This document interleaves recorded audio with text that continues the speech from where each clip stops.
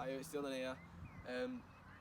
So because it's the start of spring and our tadpoles in the pond have just hatched, thought I'd give you a little sort of nature experiment you can do at home with your own tadpoles, any that you find in nearby ponds or streams, anything like that.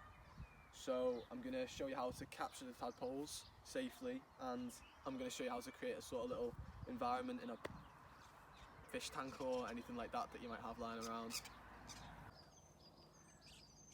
Hiya, so we're over by the pond now. We're going to start making the habitat for the tadpoles, and I want to really emphasise one of the most important things for your habitat is the type of water that you use. So natural tap water's got chlorine in it, which is going to be really harmful to your tadpoles.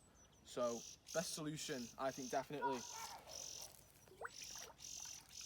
to just get a good old load of your pond water. And you want to put quite a bit of that in. Or alternatively, you can use tap water and you can use dechlorinating pills, which you can find from your local pet shop. If you can't have any access to them, then you can always just use tap water, and if you leave it outside to get to the air a little bit for maybe 3 or 4 days, you'll get all the good chlorine out of it and you'll be set to go. So I'll just get a bit more of this in.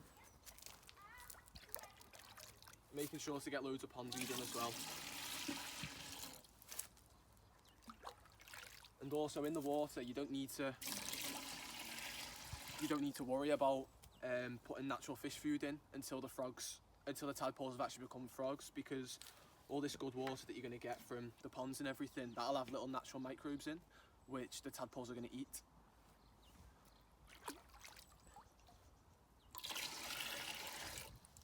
So we'll see if that's enough now, because just to take precautions for when the tadpoles do become little froglets, we've got a really big stone that we're going to put in, so the frogs have got somewhere to rest for when their gills eventually transform into lungs. Oh, got a massive snail there. Look at that.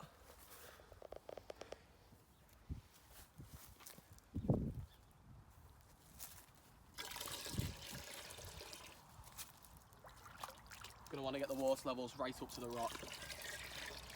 Make it as easy as possible for the tadpoles to get on there. There we go, that's probably perfect.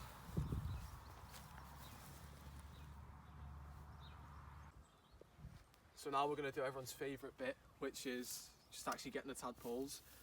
You might think I'm looking a bit unprofessional here, since I'm using a kitchen jug. It's just because I think it's a lot better to use like a cup or a jug, anything of that sort, just because the blunt sides, I prefer them to the net really, which is, I feel like it disrupts the water a little bit too much. Might catch too many reeds and disturb the habitat. So I'm just going to reach in. I'm going to try and grab as many as possible because it's right in the middle.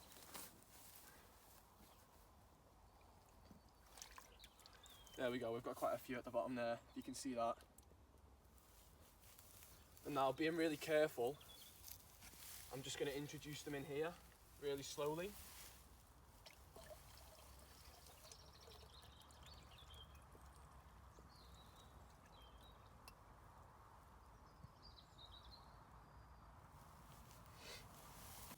So now we've got all the tadpoles in the tank, and if you come and have a little bit closer of a look, you're going to see that the water's looking dead murky at the minute, and it'll probably be the same for you as well. So you might not be able to see that many, but I think there's a good maybe 15, 20 in there. As the days go by though, your water is definitely going to settle, and you'll have a much better view of all your tadpoles as they grow up into little froglets. This rock in the middle, it's quite important where you place this, because as it comes down the side, you don't want any tadpoles to get stuck in there. So you don't want to be leaving it too close to the side in here. You want to make sure they've got room to swim all the way around like I've left it. And that's just because we want to make sure we can leave all the tadpoles unharmed, so they can all be re-released back into the wild. After all, that's the most important thing, that we make sure they're all safe at the end of the day. Okay, so that's basically the experiment sorted then, as you've seen over there. And right now I'm going to give you just a little overview, which I'll write and they're going to flash up here, just your steps. So one more key tip you're going to have is stay patient. That's another really important point, because it's going to take maybe 2 weeks before they're going to start to sprout legs, and that's if you catch your tadpoles just as they've hatched from the actual eggs. So I'd say stay patient, wait, because they're going to be wriggling around a lot more then. They're going to start to get a lot bigger, it's going to be a lot more interesting than they are now, and you're going to get more of an update as they turn into froglets and they start wanting to jump about, get on top of this rock and everything. So make sure you subscribe and stay tuned for that.